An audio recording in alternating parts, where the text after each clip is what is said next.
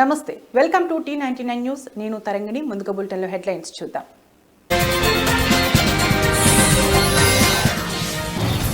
కర్నూలు జిల్లాలో ఎంపీడీఓ విజయలలిత ఆధ్వర్యంలో అంతర్జాతీయ యోగా శిక్షణ కేంద్రం. 4 రోజుల నుంచి శిక్షణ ఇస్తున్న పీఈటీ రామ్దాస్. ఏపీ సీఎం చంద్రబాబుపై మండిపడ్డ మాజీ మంత్రి ఎమ్మెల్యే జగదీష్ రెడ్డి. తెలంగాణ, హైదరాబాద్ పై చంద్రబాబు చేసిన వ్యాఖ్యలను తీవ్రంగా ఖండించిన ఎమ్మెల్యే.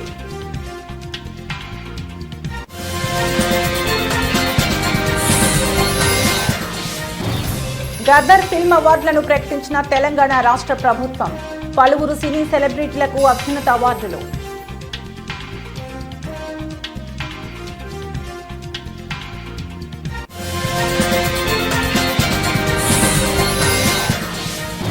తిరుమలకి విచ్చేసిన కేంద్ర మంత్రికి ఘన స్వాగతం పలికిన బీజేపీ నేతలు. శ్రీవారిని దర్శించుకున్న కేంద్ర మంత్రి మురుగన్. కర్నూలు జిల్లా హొలగుంద మండల కేంద్రంలో ఎంపీడీఓ విజయలలిత ఆధ్వర్యంలో అంతర్జాతీయ యోగా శిక్షణ కేంద్రం నిర్వహించారు. ఈ కార్యక్రమంలో మండల అధికారులు ఉన్నారు. యోగా శిక్షణ మాస్టర్ పీఈటీ రామ్దాస్ యోగా శిక్షణలో 4 రోజుల నుంచి శిక్షణ ఇస్తున్నట్లు తెలిపారు.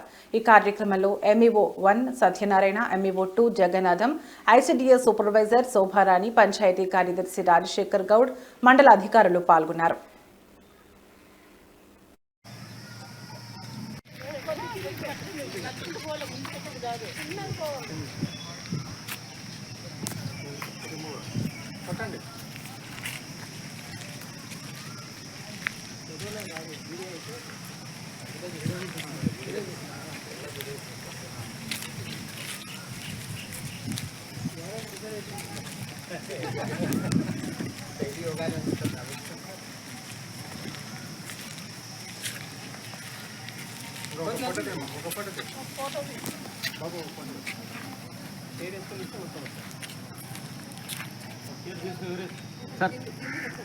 ఈరోజు ఎంబీఓ మేడం గారు,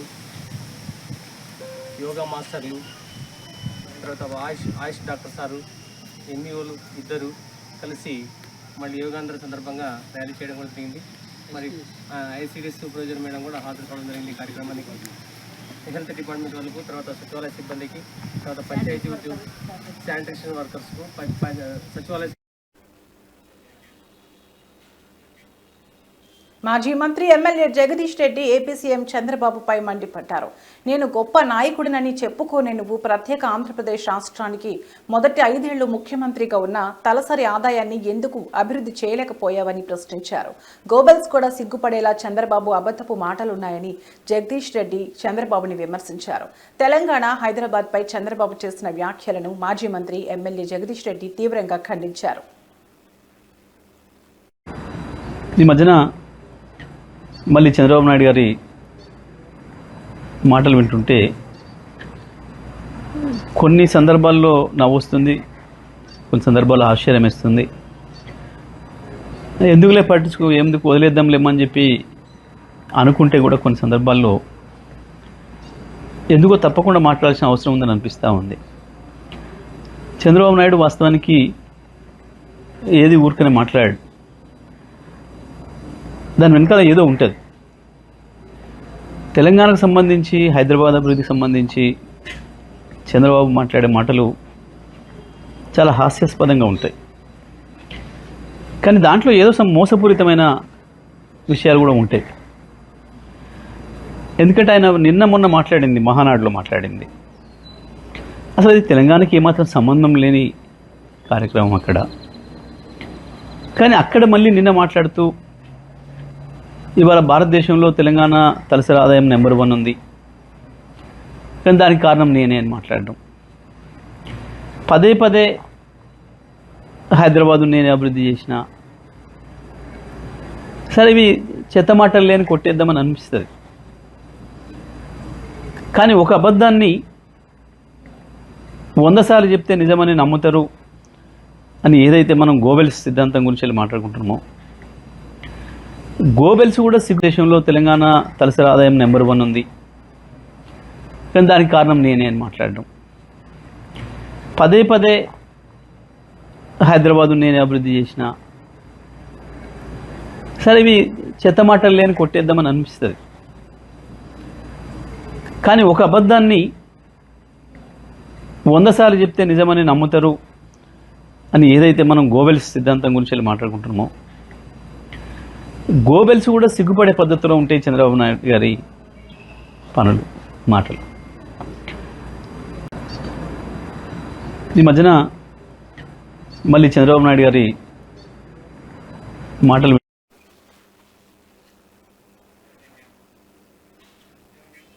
తెలంగాణ రాష్ట్ర ప్రభుత్వం గద్దర్ ఫిల్మ్ అవార్డులను ప్రకటించింది.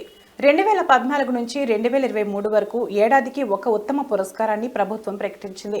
ప్రజాకవి కాళోజీకి స్పెషల్ జ్యూరీ అవార్డు, బాలకృష్ణకు NTR national film award, Vijay దేవరకొండకు కాంతారావు అవార్డు, మణిరత్నంకు పైడి జయరాజ్ ఫిల్మ్ అవార్డు, అట్లూరి పూర్ణచంద్రరావుకు Nagireddy and Chakrapani film award, సుకుమార్కు బిఎన్ రెడ్డి ఫిల్మ్ అవార్డులను తెలంగాణ రాష్ట్ర ప్రభుత్వం ప్రకటించింది.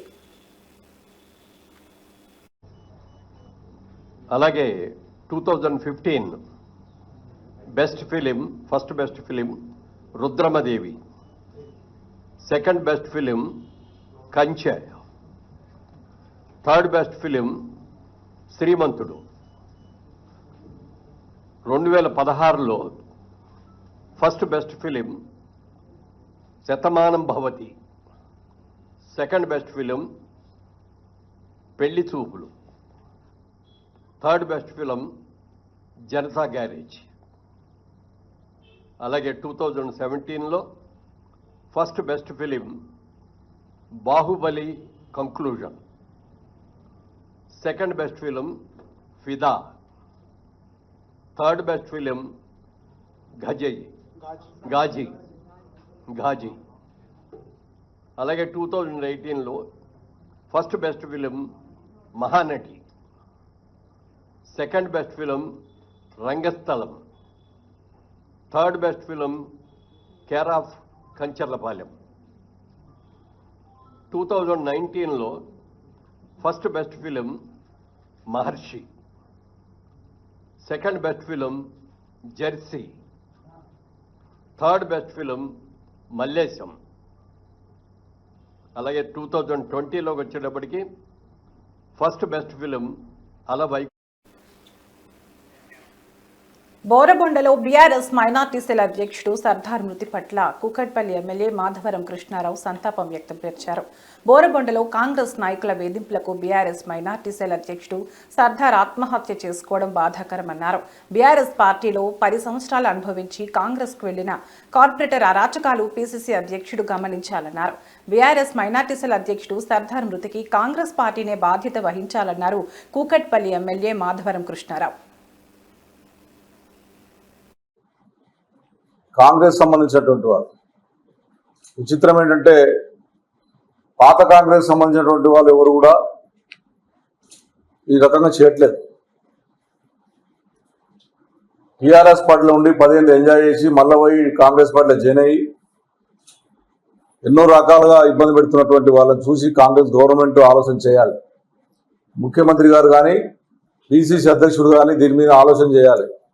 మీ కార్యకర్తలు చేస్తున్నటువంటి దుర్మార్గం వల్ల, నిన్న మీ కార్పొరేటర్ చేసినటువంటి దుర్మార్గం వల్ల నిన్న సర్దార్ అంటే నిండు ప్రాణం ఉన్న 30-40 సంవత్సరాల పిల్లగాడు, 2 ఆడపిల్లలు ఉన్నారు, దుంకి చనిపోయాడంటే ఏ రకంగా హైదరాబాద్ నగరంలో ఈ వస్తువులకు పాల్పడుతున్నటువంటిది కూడా ఒకసారి ఆలోచన చేయాలి.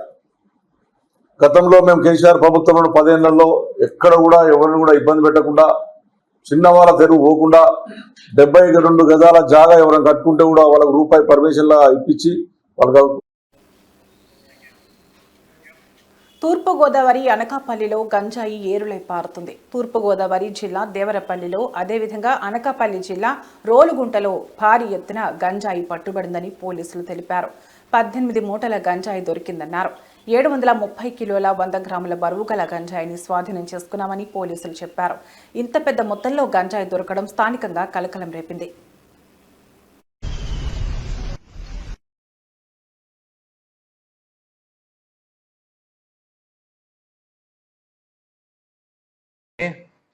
ఎర్లీ మార్నింగ్ అవర్స్ లో మనకి ఒకటి ఇన్పుట్ వచ్చింది. Based on that input SI Rolugunta and SI Kothakota ఇద్దరు అది రెస్పెక్టివ్ టీమ్స్ తో పాటు లాట్ 11 18 మూటలు, మొత్తం 18 మూటలు, 730 కిలోల 100 గ్రాములు.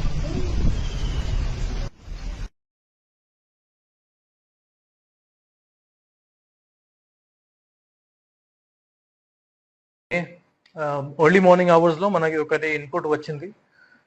Based on that input SI Rolugunta and SI Kothakota ఇద్దరు అది రెస్పెక్టివ్ టీమ్స్ తో పాటు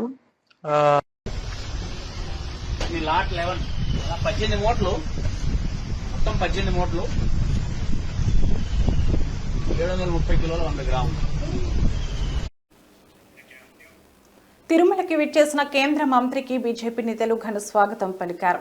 తిరుమల శ్రీవారి దర్శనార్థం తిరుపతికి విచ్చేసిన కేంద్ర మంత్రి మురుగన్కు స్థానిక పద్మావతి అతిథి గృహం వద్ద భారతీయ జనతా పార్టీ జిల్లా సాంస్కృతిక విభాగం అధ్యక్షులు గుండాల గోపీనాథ్ రెడ్డి ఆధ్వర్యంలో ఘనంగా స్వాగతం పలికారు.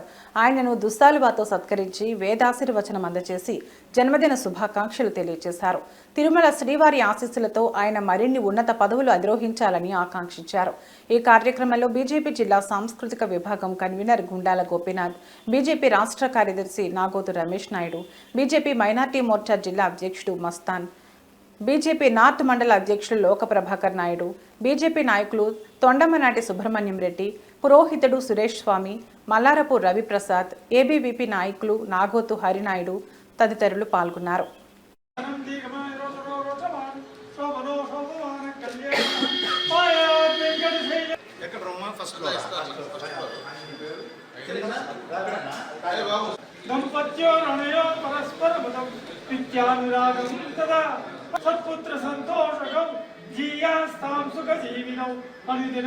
ఈరోజు కేంద్ర మంత్రి ఈరోజు తిరుపతికి ఇచ్చేశారు. ఆయనకి గ్రాండ్గా మేము బీజేపీ నాయకులు వెల్కమ్ చెప్పాము.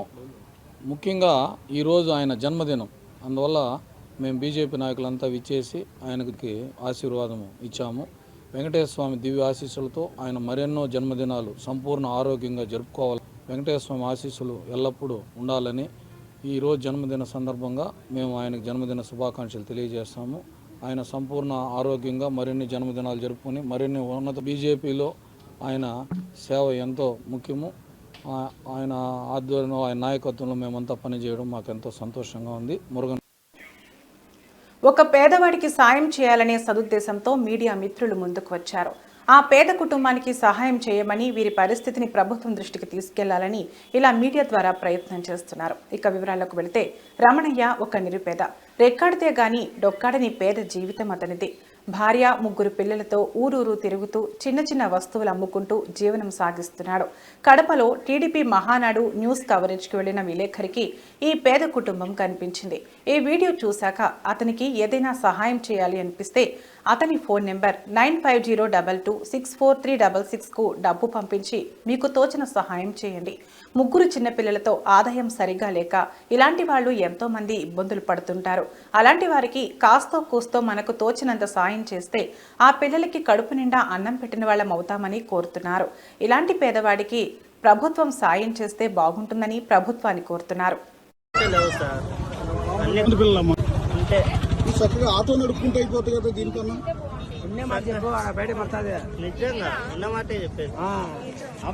కాదు. ఆటో నడుపుకుంటే కిరాయికి దానికే డబ్బులు వస్తాయి కదా. సీరియల్ ప్రకారం పోవాలంటే కాదు, మొత్తం ఈ పక్క సీరియల్ ఇప్పుడు పనులు పెట్టినారనుకో, వాళ్ళకు ఇప్పుడు ఎక్కించిన వాళ్ళకు కూడా ఎంతో కొంత అట్లా నెంబర్ ప్రకారం చేసుకున్నారంతా, బుకింగ్ చేసుకున్నారు ఊళ్ళన్నీ. వేరే ఆట పెట్టేదానికి అవకాశం లేదు. ఏ ఊరు లోకేష్ గారు ఎక్కడే ఉన్నాడు కదా, ఆయనకి ఏమైనా చెప్తావా, ఏమైనా అడుగుతావా ఆయన్ని? ఏం లేదు సార్, మాకు స్థలం లేదు, ఓన్లీ గుడిసెలోనే ఉన్నాం మేము. ఏ ఊరు మీది? మా సొంత ఊరు కమలాపురం. ఇక్కడనే ఉన్నాం మేము, బతుకు తీరుకు అక్కడ పోయినాము. ఇంకా స్థలాలు అయితే లేవు సార్. అన్ని పిల్లలమ్మా, 3? మరి 3తోటి ఆటోలో నువ్వు కూడా తిరిగి అమ్ముతావా? ఎక్కడికి వెళ్ళి పిల్లల్ని తీసుకుని వెళ్ళాల్సిందేనా? మరి ఇబ్బంది అవుతుందా మా పిల్లలతో? వంట తిండి ఎట్లా?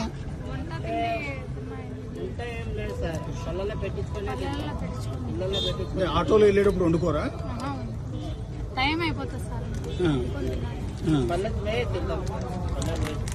ఇప్పుడు మరి మీకే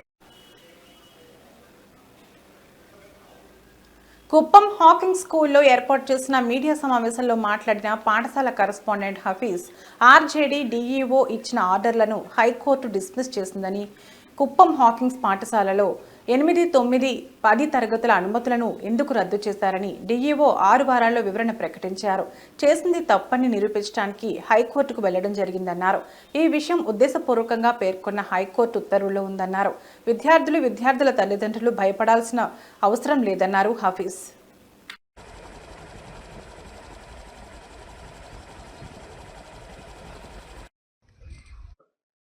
సార్ మీరు ధైర్యంగా ఉండండి సార్, ఇది ఏమి రాజకీయంగా చేసిండేది మాత్రమే, ఇది మీరు ఎక్కడ భయపడాల్సిన అవసరం లేదు, మీరు ధైర్యంగా ఉండండి అని చెప్పి మాకు వాళ్ళు ధైర్యం చెప్తుంటే, మీకు ఏదైనా సపోర్ట్ కావాలంటే ఎల్లప్పుడూ మేము మీకు సపోర్ట్గా ఉంటామని చెప్పి ప్రతి ఒక్కరూ ఫోన్ చేసి మరి స్కూల్ దగ్గరకు వచ్చి మరి ఒక 2 రోజుల ముందు జరిగిన ఆత్మీయ సమావేశంలో కూడా దాదాపు 1000 మంది వచ్చి మేమున్నాము అంటే న్యాయం మా వైపు ఉంది కాబట్టే ఇంతమంది వస్తున్నారు, అడుగుతున్నారు, సపోర్ట్ ఇస్తున్నారు.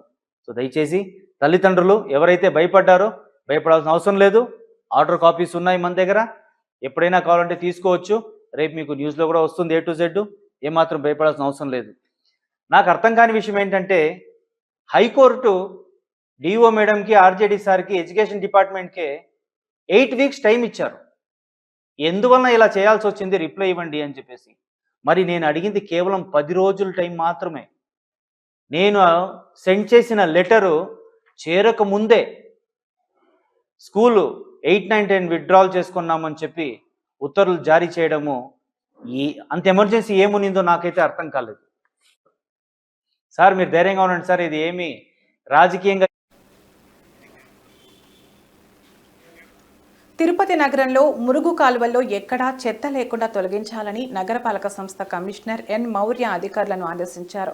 శుక్రవారం ఉదయం నగరంలో ఎన్జీఓ కాలనీ, కపిలతీర్థం రోడ్, ప్రకాశం పార్క్ రోడ్, కేటీ రోడ్ తదితర ప్రాంతాల్లో అధికారులతో కలిసి పారిశుధ్య పనులను పరిశీలించారు. కొన్ని ప్రాంతాల్లో చెత్త కుప్పలు ఉండటంతో సిబ్బందిని మందలించారు. ఈ సందర్భంగా కమిషనర్ మాట్లాడుతూ నగరంలో ఉదయాన్నే ప్రధాన రహదారుల్లో ముందుగా చెత్త కుప్పలు తొలగించాలని అన్నారు. త్వరలో వర్షాలు కురిసే అవకాశం ఉందన్నారు. కాబట్టి మురుగునీటి కాలువల్లో ఎక్కడా చెత్త లేకుండా ఎప్పటికప్పుడు తొలగించాలని అధికారులను ఆదేశించారు. ఇళ్లలోని చెత్తను తమ కాలువల్లో వేయకుండా మీ ఇంటి వద్దకు వచ్చే సిబ్బందికి అందజేయాలని ప్రజలకు సూచించారు. కమిషనర్ వెంట తుడా ఈఈ రవీందర్ రెడ్డి, నగరపాలక సంస్థ DE Venkat Prasad, sanitary supervisor Chenchaiah తదితరులు పాల్గొన్నారు.